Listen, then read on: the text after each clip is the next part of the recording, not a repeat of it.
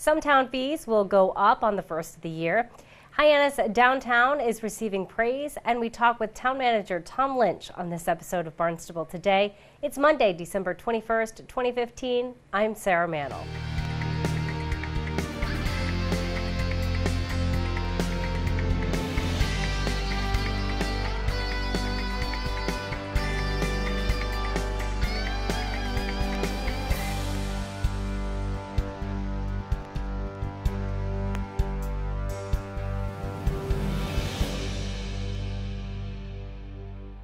Fees for certain services in the town of Barnstable will change after the first of the year.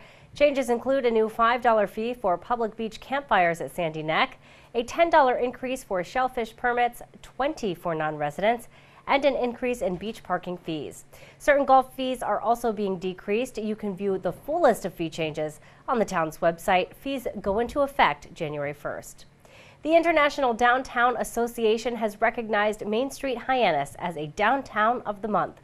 The association's website describes Main Street Hyannis as an interesting and eclectic all-American Main Street that is a wonderful place to visit, to shop, to dine, and enjoy entertainment. Hyannis Main Street Business Improvement District Executive Director Elizabeth Werfbane says the recognition acknowledges that Hyannis Main Street is doing exciting things and working to make our community the best it can be. Well, it's going to be a busy week here at Town Hall despite the approaching holiday. Barnstable This Morning host Sarah Colvin gets details from Town Manager Tom Lynch. First thing I wanted to mention in terms of generosity that, from our fire departments, the Centerville, Osterville, Marston's Mills, and the Barnstable Fire Department, the West Barnstable Fire Department, all participated this year in the Homeless for the Holidays campaign.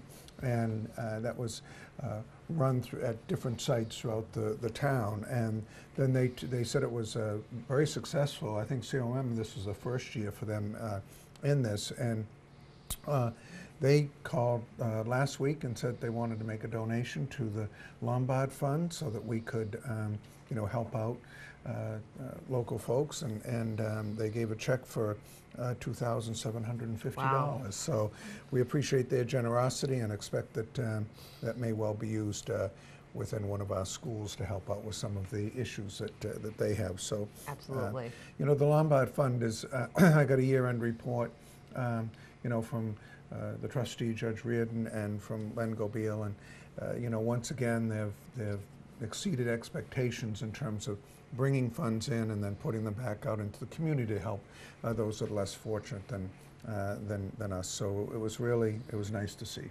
You mentioned that that the Mass Cultural Council had given two $5,000 grants, one to the Barnstable Cultural District, the other to the Hyannis High Arts Cultural District, and I understand they're going to be using those funds for a couple of things. One is over in Barnstable area, they're going to do art meets and arts meets nature, and it sounds like they're going to frame various scenes from out the Cape, put those in both cultural districts, and then have interpretive information on that visitors and residents alike can take advantage of. So that sounds like an exciting project. And then the High Arts District wants to do a new marketing brochure to talk about all the amenities that we have in the downtown Hyannis and the Barnstable Village area, and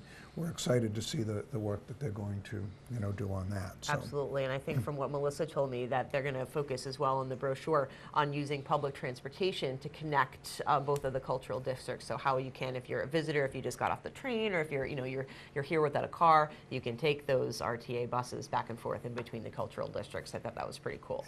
And each of these grants is there's a match that we need for that.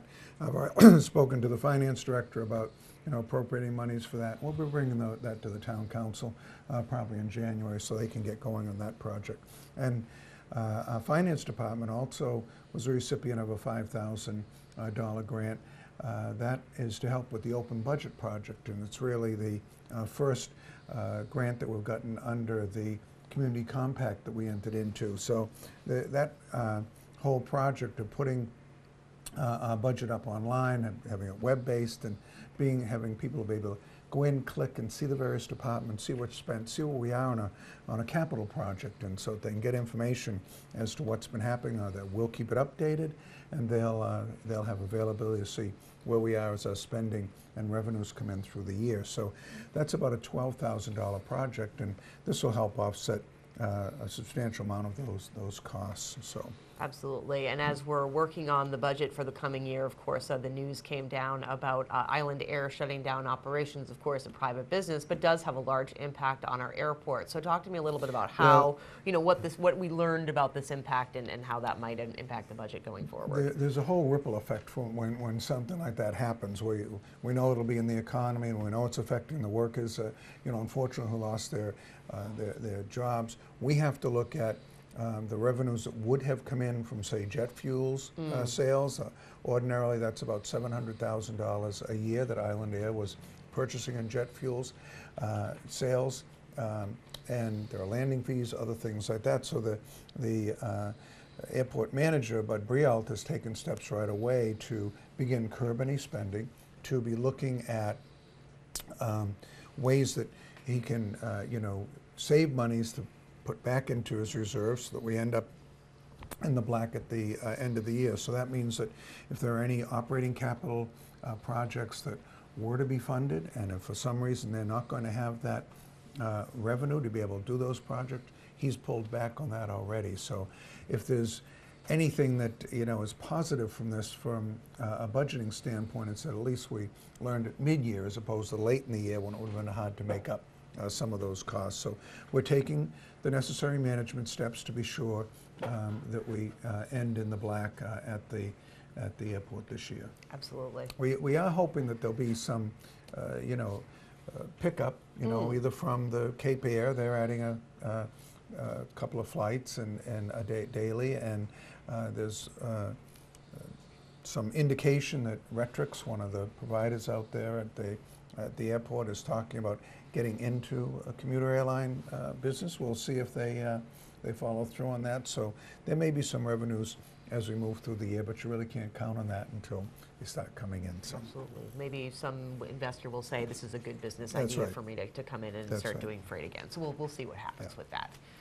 And then we have a couple of meetings coming Yes. up. This morning I'll be meeting, having a year-end meeting with the Business Improvement District, and they'll be coming in to talk about issues that are concerning them and that they've been working on, namely, the homeless.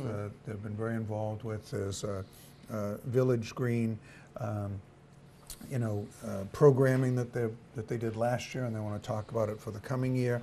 And then they've been talking about lighting on Main Street, and they've got the symphony that they want to revisit, see what perhaps have some news on that. And then they're always looking to take any empty storefronts or stores that are moving and seeking some help on that. So I think I'll get some information as to what has been happening on that, and then we'll be looking forward.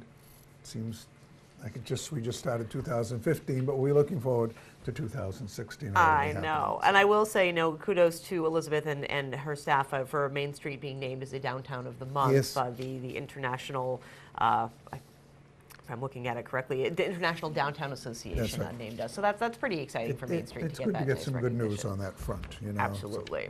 And then, of course, another meeting today you'll be having with the AIDS Support Group of Cape Cod. Yes, we're in the court decision that came down, they wanted us at a minimum to be looking at a variety of issues in terms of protecting the public in terms of the discarding of needles and ways that we can prevent inadvertent sticks from shoppies, and so we'll be looking at those issues that are outlined in the court decision, and hopefully make some progress in that regard. And you can hear from Town Manager Tom Lynch every Monday morning during our 1-hour-long news program, Barnstable This Morning. And Barnstable This Morning airs weekdays at 7 a.m.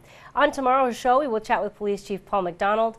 We'll have our community profile segment that will highlight the work of John Reed. He's the executive director of the Zion Union Heritage Museum.